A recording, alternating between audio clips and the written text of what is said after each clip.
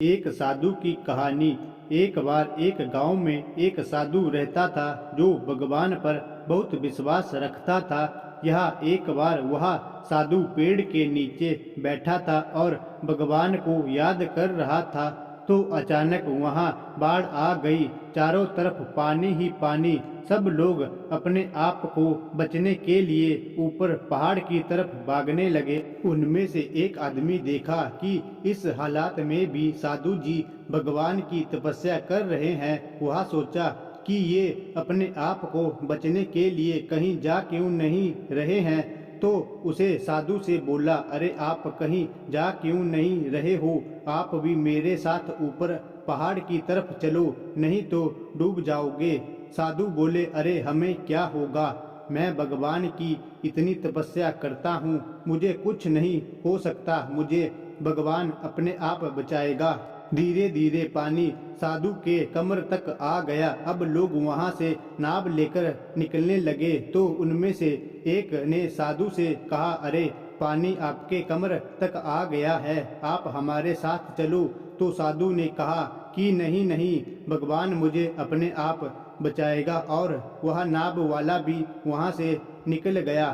कुछ देर बाद पानी इतना बढ़ गया कि साधु के सर तक पहुंच गया और अब लोगों को बचने के लिए हेलीकॉप्टर निकलने लगे। एक हेलीकॉप्टर साधु के पास आया जो कि आखिरी हेलीकॉप्टर था।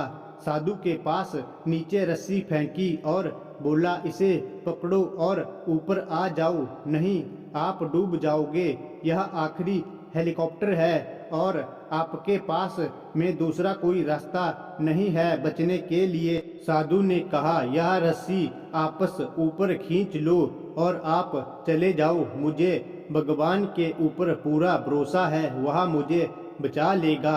पानी काफी ऊपर आ गया, पेड़ डूब गया और साधु की भी डूबने से मौत हो गई। मरने के बाद साधु भगवान के पास गया और बोला, हे भगवान, मैंने पूरी जिंदगी आपकी तपस्या की, मेरा सारा जीवन आपकी आराधना करने में लगा दिया, फिर भी इतने भरोसे के साथ इंतजार किया कि तुम मुझे बचाने आओगे, लेकिन वहाँ मेरी डूबकर मौत हो गई और तुम नहीं आए, ऐसा क्यों? भगवान बोले, मूर्ख इंसान, एक नहीं 3 बार आया था। वो तीनों बार मैं ही तो था। पहला पैदल, दूसरा नाव के द्वारा और तीसरा हेलीकॉप्टर के द्वारा।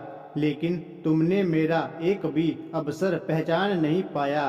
पता नहीं किसका इंतजार कर रहा था। इस तरह से जिंदगी में हमें ऊपर वाला बहुत से मौके देता रहता है, लेकिन हम सब उस मौके को ठुकराकर पता नहीं किस चीज का इंतजार कर रहे होते हैं कि वो होगा तभी मैं करूँगा।